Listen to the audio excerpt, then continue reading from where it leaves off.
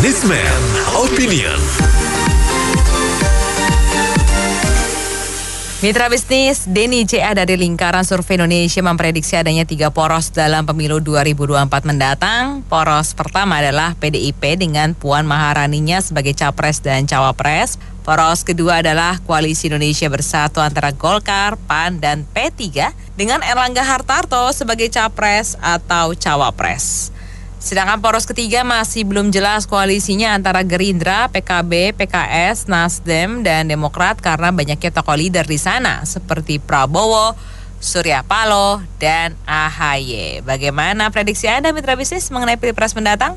Silakan kami tunggu prediksi Anda di 633-9160, 633-9160. Iya, ini pemilu-pemilu pun pasangan-pasangan mau dibikin pilpres atau cawapres atau pilkada dan lain sebagainya, itu kemungkinan mau dibikin 2 pasang, 3 pasang atau berapa pasang pun itu sudah kemungkinan di skenario dari awal. Karena ini permainan politik kita, kalau sudah pemilu di belakang layarnya itu settingan 7 jabatan, kemungkinan seperti itu. Jadi ini hanya sendewara belaka kalau mau dibikin 2 pasang, 1 pasang, 3 pasang dan lain sebagainya. Assalamualaikum warahmatullahi wabarakatuh. Ini memang sudah mulai memanas ya, dan sangat menarik. Tapi akan lebih menarik lagi kalau Pak Kodari itu yang ahli survei juga itu sekarang mengajukan partnernya antara Pak Prabowo dengan Jokowi sebagai wakil presidennya. Ini juga bagus nih kayaknya nih, sehingga pembangunan Indonesia ini bisa lebih berkesinambungan begitu. Jadi infrastrukturnya dan rekod dan lain sebagainya yang sudah dibangun Pak Jokowi itu nanti bisa dilanjutkan. Jadi kayaknya ini kampanye Prabowo Jokowi maju ke depan ini kayaknya lebih bagus untuk Indonesia. Terima kasih. Iya, bantah. Ini kok masih jauh daripada prediksi-prediksi ya, tapi nggak apa-apa lah ya gitu. Saya rasa ini peta politik itu masih sangat dinamis ya, dan saya rasa di menjelang hari hanya nanti tidak akan ada partai yang tidak berkoalisi. Gitu. Jadi saya rasa kemungkinan PDIP saya rasa akan berkoalisi dengan Gerindra dan PKB. Jika itu terjadi, kalau saya prediksi untuk 2024 hanya ada dua poros kalau prediksi saya. Tapi untuk selanjutnya seperti apa saya belum berani berbicara.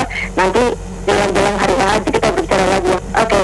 Pengamatan saya sih ya, ini kan PDIP kan boleh dibilang kan suara atau anggota DPR kan terbanyak ya sekarang ini. Tapi kalau dia calonkan Puan ya, yang menurut saya tidak ada track record dia sebagai katakanlah wali kota, gubernur, ya apalagi langsung jadi presiden, saya yakin akan jeblok ya. Jadi tolong Ibu Mega mungkin ya, dan para kader yang tertingginya itu pikir ulang 100 kali deh. Kalau dia mau menjadi partai yang mayoritas di DPR-nya terbesar lagi, jangan pilih Puan. Terima kasih. Lah, yang selama ini digembor-gemborkan di mana tuh si Ganjar sama Anies? Ya, saya sih pokoknya asal jangan Anies aja dah. Jangan Anies, jangan AHY, jangan Puan dah. Surya Paloh masih lumayan lah, Prabowo masih lumayan lah. Itu aja. Terima kasih. Kalau yang saya lihat untuk Pilpres 2024 masih lama ya, jadi masih sulit diprediksi. Tapi sekarang ini kan udah banyak beberapa seperti gerakan ya dari bawah seperti Pak Ganjar, mungkin salah satu figur yang harus diperhitungkan sih kalau untuk di nasional. Tapi kalau untuk di DKI mungkin Pak Anies, kalau ada partai yang mengusung beliau. Cuman untuk PDIP sendiri harusnya Bu Mega legowo ya, jangan memaksakan Ibu Puan Maharani karena masih banyak tokoh seperti Pak Ganjar yang masih di sini menurut saya, Pak. Kami sih sebagai Indonesia nggak peduli ya siapa aja polosnya. Tapi kalau bisa pemilu Pilpres tahun 2024 itu jangan bawa-bawa saya. Dan kalau bisa presidennya itu yang bela Pancasila dan Bhinneka Tunggal Ika. Kalau saya sendiri sih pilihnya kalau bisa jadi presiden itu Pak Ganjar Pranowo, itu hanya baik kalau menurut saya ya. Terus kalau di DKI kalau bisa yang jadi gubernurnya Ibu Risma, itu aja. Terima kasih. Kalau pendapat saya sih kalau 20% itu udah pas lah. Kalau terlalu banyak calon juga kan kurang bagus. Nanti banyak ya kan kandidat nggak bisa ngapa-ngapain. tapi pada maju akhirnya menimbulkan berita bohong. Walaupun terpilih ini kan nggak bisa kerja kan dia kan, cuman pencitraan. Kita udah punya pengalaman tahun 2004, tahun 2000 itu kan manusia-manusia walaupun udah dapat jabatan ya nggak bisa kerja, menghasilkan koruptor. Jadi kalau pemimpin yang disaring lah lewat partai dulu, disaring partai baru dimunculi di ke atas. Jangan orang nggak tahu siapa dia, tahu-tahu nyalonin presiden, itu kan kurang bagus lah. Pengen berguna untuk bangsa negara kan nggak harus jadi penguasa kan, jadi pengusaha kan berguna juga, memberi pekerjaan banyak, bayar pajak juga banyak, kan itu berguna juga untuk negara. Makasih. Kalau saya sih ngelihat nanti PDIP itu sama Gerindra sama PKB jadi satu poros. Terus yang Indonesia Bersatu satu poros dan sisanya nanti satu poros. Poros juga. Kita calon di grupnya PDIP itu nanti ada Prabowo, ada Puan, ada Ganjar di sana. Kita tahu presiden wakil presidennya. Terus justru Anies yang menurut saya nggak akan ada nanti di sana. AHY kemungkinan muncul di satu tempat yang lain. Itu aja sih. Cuma saya sih kalau boleh Pilpres itu hanya sekali aja lah. Maksudnya nggak usah lagi 50+1 gitu loh. Karena itu luar biasa itu biayanya, effortnya, apapun. Jadi sekali tayang siapapun yang menang ya udah itu jadi presiden gitu loh. Jadi nggak terlalu tele-tele gitu loh. Terima kasih. Mengenai poros ini dan mengenai tokoh tentu bisa berubah ya sesuai dengan kebijakan para ketua partai yang mengikuti. Pada dasarnya adalah rakyat itu membutuhkan apa, negara ini membutuhkan apa. Tokoh-tokoh yang sekarang sedang dibahas itu bisa berubah sesuai dengan survei-surveinya juga. Tetapi yang menjadi prihatin adalah kalau presidensial threshold-nya dari 20% itu tidak diturunkan misalnya ke 10% atau ke 5% supaya tetap kader dari partai politik yang maju, tapi tetap diturunkan, maka yang terjadi adalah Indonesia akan menjadi elitnya ya itu aja.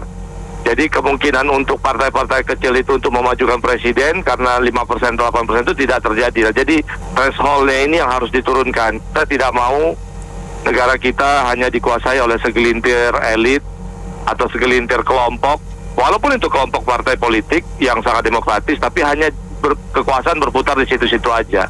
Jadi mungkin threshold-nya bisa diturunkan di 5% atau bahkan di 6%. Terima kasih. Kayaknya memang prediksinya akan 3, tapi kalau nama-namanya kayaknya pasti masih berubah, masih jauh. Karena posisinya biasalah, politik itu percaturannya kan posisinya detik-detik terakhir bisa berubah. Saya sih berharapnya calonnya ya maksimal 3 atau bisa 2. Jangan sampai nanti calonnya banyak, 2 putaran, kitanya makin ruwet, nggak selesai ngurusin begitu doang. Karena kan sebenarnya kalau kita pemimpinnya siapa aja, pada dasarnya ya yang penting semuanya bersih, itu aja tujuannya ya. Dan posisinya harusnya sosok yang kuat, karena kalau sosok yang nggak kuat tuh pengalaman ya, kalau pemimpinnya itu kita jadi partai politik yang kuat, pemimpinnya akan capek sama di sana sini coba nyari dukungan lobby, akhirnya nggak kerja. Nah, yang penting kan sebenarnya kerja. Jadi ini yang jadi catatan. Kalau presidensial threshold sih udahlah 20 lah, jangan dikecil-kecilin lagi, pusing nanti rame banget, nanti di akar rumputnya banyak yang pecah, aduh ruwet nanti kalau misalnya begitu. Kalau bisa kita jadi 30 biar nggak banyak gitu. Ini itu aja sih. Pendapat saya ya Ibu Mega tuh harus terima kenyataan ya yang ada. Jadi tidak boleh memaksakan yang di luar kehendak rakyat menurut saya. Jadi kalau ditanya lebih baik yang memang benar-benar kehendak rakyat. Jadi jangan terlalu mengakomodasi kepentingan golongan atau kepentingan keluarga menurut saya gitu ya. Jadi harus kenyataan lah, harus legowo gitu loh. Ya jadi koalisinya juga mungkin bisa dengan Golkar, banyak lah gitu loh, harus lebih terbuka lah gitu. Terima kasih, kalau nggak nanti agak repot PDIP. Ya, terima kasih. Ya kalau menurut saya sih masih ada kurang satu lagi ya, itu calon satu lagi mungkin si porosnya Anies Baswedan, tapi memang ada di poros yang ketiga tadi ya mungkin ya, tapi masih belum ketahuan juga, tapi ya kayaknya masih lama juga sih ya, jadi ya nggak apa-apa sih sampai dari sekarang udah dikira-kira, tapi kayaknya kalau untuk pemerintahnya, khusus untuk pemerintahnya ngurusin rakyatnya dulu aja dulu deh, ya usah mau nyalonin dulu gitu loh. Soalnya kacau juga nih kalau nggak diurusin, banyak menteri yang ketua umum dan sibuk mau pilpres, kacau juga. Jadi kalau menurut saya sih pemerintah ngurusin dulu lah rakyatnya ini, nggak usah ngurusin pemilunya dulu. Terima kasih. Saya melihat apa yang sudah dikerjakan oleh Presiden Jokowi saat ini adalah sangat baik. Ini saran saya sih presidennya yang bisa melanjutkan apa yang sudah dikerjakan presiden sebelumnya ya. Kalau enggak itu akan sia-sia dan pembangunan Indonesia sekarang adil dan merata itu nggak akan tercapai. Terima kasih. Kalau nilai jualnya atau elektabilitasnya si Bu Puan dengan Pak Ganjar itu kalah jauh, bahkan tidak ada saingannya. Kalau PDI terlalu salahi atau memberdayakan dengan kemampuan untuk menaikkan anak dari si ibu ketua, ya PDI boleh dibilang bunuh diri. Semua pendukung PDI akan kecewa.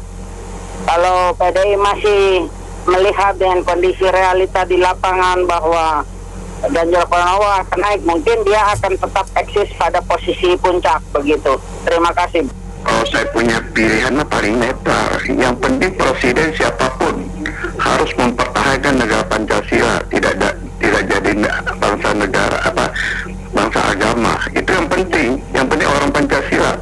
Kedua, jangan ributin presiden, masih jauh. Itu minyak goreng 14.000 masih belum di lapangan, rakyat pada bingung. Terima kasih. Rakyat Indonesia tuh harus lihat pejabat yang kinerjanya udah bagus, memajukan negara ini, mencerdaskan bangsa ini.